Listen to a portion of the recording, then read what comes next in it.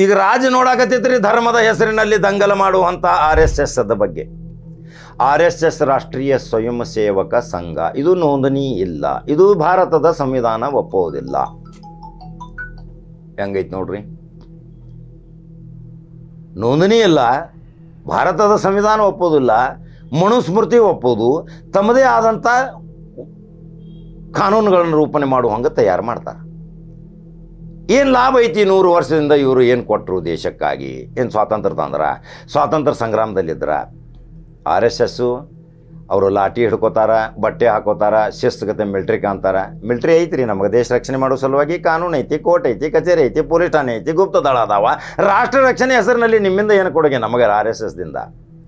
ಈ RSSದ ಬಗ್ಗೆ ಭಾಳ ಹೊಗಳಿ ಮಾತನಾಡುವಂಥ, ಸನಾತನ ಧರ್ಮದ ಬಗ್ಗೆ ಮಾತನಾಡುವಂಥ ಯತ್ನಾಳ ಬಗ್ಗೆ ಸ್ಟೋರಿ ತೊಗೊಂಬಂದಿನಿ. ಯತ್ನಾಳ ಮಗಂದ ಅಕ್ಷತಾರೋಪಣ ನಿಶ್ಚಯ ಕಾರ್ಯಕ್ರಮ ಆತು ಬೀದರ್ದಲ್ಲಿ. ನೋಡಿದಿರಿ?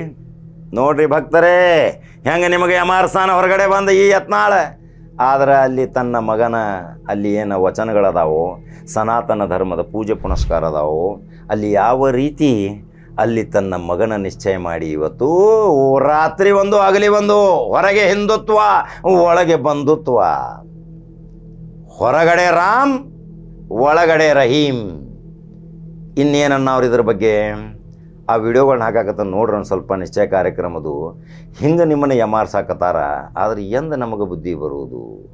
ನಮಗೆ RSSದಿಂದ ಬುದ್ಧಿ ಬರುವುದು ಅವಶ್ಯಕತೆ ಇಲ್ಲ. ಅದು ಕಾನೂನು ಐತಿ, ಮಿಲ್ಟ್ರಿ ಐತಿ, ರಕ್ಷಣೆ ಮಾಡೋರ್ದಾರ. ಹಿಂದೂ ಧರ್ಮದ ಸನಾತನ ಧರ್ಮದ ಬಗ್ಗೆ ರಕ್ಷಣೆ ಮಾಡುವ ಸಲುವಾಗಿ ಅನೇಕ ಪಂಡಿತರು ಅದಾರ. ಸನಾತನ ಧರ್ಮದ ಬಗ್ಗೆ ತಿಳ್ಕೊಳ್ಳೋ ಸಲುವಾಗಿ ನಮಗೆ ಯತ್ನಾಳ ಅವಶ್ಯಕತೆ ಇಲ್ಲರಿ. ಯತ್ನಾಳದ ಕೆಲಸ ಏನು?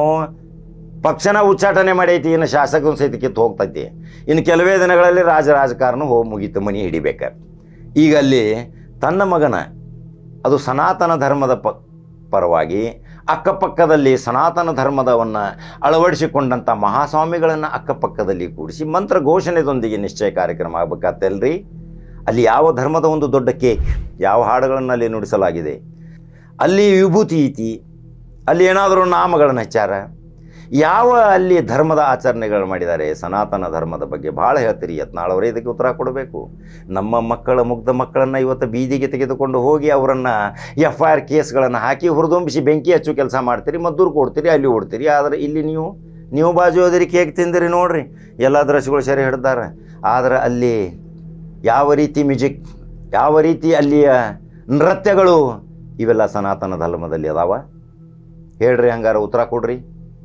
ಇನ್ನು ರಾಜಕೀಯ ಮುಕ್ತಾಯ ಆತು, ಇನ್ನು ಸ್ವಾಮಿಗಳನ್ನ ಬೇಕು ತೊಗೊಂಡೇರಿ, ಇನ್ನು ಆ ಸ್ವಾಮಿಗಳು ಶಾಪು ಹತ್ತುದು, ಇನ್ನು ಒಬ್ಬ ಸ್ವಾಮಿಗಳನ್ನ ಫೈನಲ್ ಅವರೋ ಒಬ್ಬ ಕರೆಕ್ಟ್, ಅವರೋ ಒಬ್ಬ ನಿಜವಾದ ಸ್ವಾಮಿ ಅಂತೇರಿ, ಉಳ್ದ ಸ್ವಾಮಿಗಳಿಗೆ ಹಿಗ್ಗಾಮುಗ್ಗ ಬೇಯ್ತೀರಿ, ಅವ್ರು ಇನ್ನು ಕ್ಯಾಮಿ ತೆಗಿಬೇಕಂತೀರಿ.